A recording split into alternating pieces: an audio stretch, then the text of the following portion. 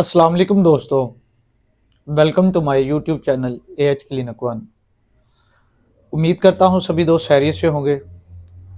दोस्तों, गुज़श्ता वीडियो के अंदर एंटीबायोटिक्स के इस्तेमाल के हवाले से हमने बात की थी।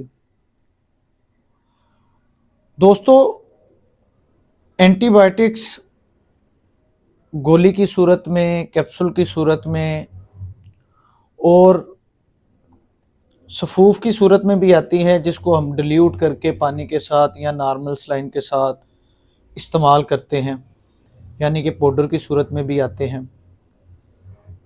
उसे हम लिक्विड सूरत भी कह सकते हैं। लिक्विड सूरत में, सस्पेंशन की सूरत में आते हैं, जिनको हम बच्चों के ऊपर इस्तेमाल करते हैं। आज की वीडियो के अंदर हम एंटीबायोटिक्स के हवाले से बात करेंगे, उसके एडवर्स इफ़ेक्ट्स क्या हैं, यानी कि एंटीबायोटिक्स का बहुत ज़्यादा इस्तेमाल, बेजा इस्तेमाल और उस इस्तेमाल के बाद जो नुकसानात होते हैं उस हवाले से बात करेंगे। दोस्तों, जब छोटी छोटी बात पे एंटीबायोटिक का इस्तेमाल किया जाता है तो बाज़ दफ़ा हम 1 से 2 दिन मेडिसिन को, एंटीबायोटिक को इस्तेमाल करके छोड़ देते हैं। तो उससे सबसे बड़ा मसला एंटीबायोटिक रेजिस्टेंस आना शुरू हो जाती है, यानी कि जिन बैक्टीरियाज के ऊपर हम उस मेडिसिन को अप्लाई करते हैं, जिस बीमारी के लिए उस मेडिसिन को खाते हैं, तो वक्ती तौर पे 1-2 दिन के लिए तो हम बिल्कुल तंदुरुस्त हो जाते हैं, लेकिन उसके बाद दोबारा से हम बीमार पड़ते हैं और वो मेडिसिन असर नहीं करती जो पहले इस्तेमाल की होती है। हमारे मुआशरे के अंदर हद से ज़्यादा एंटीबायोटिक्स का इस्तेमाल किया गया है, जिसकी वजह से इतनी ज़्यादा रेजिस्टेंस आ चुकी है कि मरीज़ टाइफाइड जैसी बीमारियों के अंदर जब मुब्तला होते हैं तो कोई भी मेडिसिन इतनी जल्दी असर नहीं करती।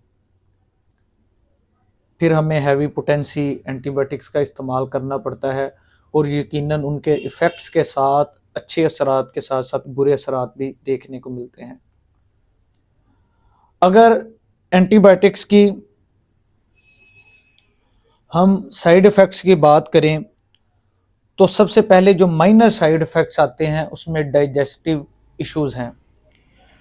डाइजेस्टिव इश्यूज़ के अंदर वॉमिटिंग, नोज़िया, डायरिया, ये चीज़ें देखने को मिलती हैं। पेट के अंदर ब्लोटिंग, गैसेस वगैरह इकट्ठी हो जाती हैं। उसके अलावा स्किन के ऊपर रैश वगैरह देखने को मिलते हैं। उसके साथ साथ यीस्ट इन्फेक्शन। बहुत ज़्यादा एंटीबायोटिक्स का इस्तेमाल जो है यीस्ट इन्फेक्शन की सूरत में भी सामने आता है। डेजीनेस यानी कि गनूदगी रहना, ये भी एंटीबायोटिक्स के ज़्यादा इस्तेमाल के बाद देखने को मिलता है। Photo sensitivity. दोस्तों, जब आप हद से ज़्यादा एंटीबायोटिक्स का इस्तेमाल करते हैं तो आप लाइट से बहुत ज़्यादा सेंसिटिव हो जाते हैं, और लाइट से सेंसिटिव होने की वजह से आप लाइट के अंदर जाएं तो आपको डिफरेंट इश्यूज जो हैं वो सामने आते हैं। उसी के अलावा जो पाँव हैं, जो टखने हैं, उनकी सोजश, घुटनों की सोजश, ये चीज़ें देखने को भी मिलती हैं। उसके साथ साथ सांस में तंगी, शॉर्टनेस ऑफ ब्रीथ, ये चीज़ भी देखने को मिलती है। उसके साथ साथ चेहरे का कलर पीला पड़ जाना, फेंट हो जाना, अर्थी कम्प्लेक्शन हो जाना, ये चीज़ भी देखने को मिलती है। उसके साथ साथ ज़ुबान के ऊपर वाइट पैचेस बन जाते हैं, ज़ुबान के ऊपर वाइट कलर के लंबे लंबे पैच बन जाते हैं, और कोई भी चीज़ खाने लगे तो इंतहा की बर्निंग होती है। दोस्तों, ये तो हैं जो छोटे छोटे हमें चीज़ों, नुकसानात देखने को मिलते हैं। उसके साथ साथ हाइव्स यानी कि अर्टिकेरिया, जिसे जिस्म के ऊपर गोल गोल छिल्द उभर जाती है, शदीद किस्म की बर्निंग और ख़ारिश होती है, जिसे हम चपाकी कहते हैं। उसके साथ साथ दोस्तों, जो होंठ हैं, ज़ुबान है, वो स्वेल कर जाती है, चेहरा स्वेल कर जाता है, जिसकी वजह से, ये तमाम चीज़ें स्वेल करने की वजह से मरीज़ को शदीद किस्म की तकलीफ़ का सामना करना पड़ता है। अगर सीवियर एडवर्स इफेक्ट्स की बात करें तो सीवियर साइड इफ़ेक्ट्स के अंदर शदीद डायरिया, शदीद एब्डोमिनल पेन देखने को मिलती है। जो बहुत ज़्यादा एंटीबायोटिक्स का इस्तेमाल करते हैं उनके अंदर ये चीज़ देखने को मिलती है। उसके साथ साथ शॉर्टनेस ऑफ ब्रीथ यानी कि डिस्निया, शदीद किस्म की सांस की तंगी देखने को मिलती है। और जो होंठ, ज़ुबान सूज जाती है, चेहरा सूज जाता है, बड़े बड़े होंठ हो जाते हैं, मोटी ज़ुबान हो जाती है, तो ये भी सीवियर अलामत देखने को मिलती है। जिसकी वजह से जब ज़ुबान मोटी हो जाए तो बाज़ दफ़ा वो रूफ़ के ऊपर जाके टच कर जाती है, यानी कि ज़ुबान मुंह के अंदर, मुंह की कैविटी के अंदर फूलने की वजह से ऊपर टच कर जाती है और सांस लेने में तंगी और बाज़ दफ़ा सांस बंद हो जाता है और मौत भी वाक़या हो जाती है।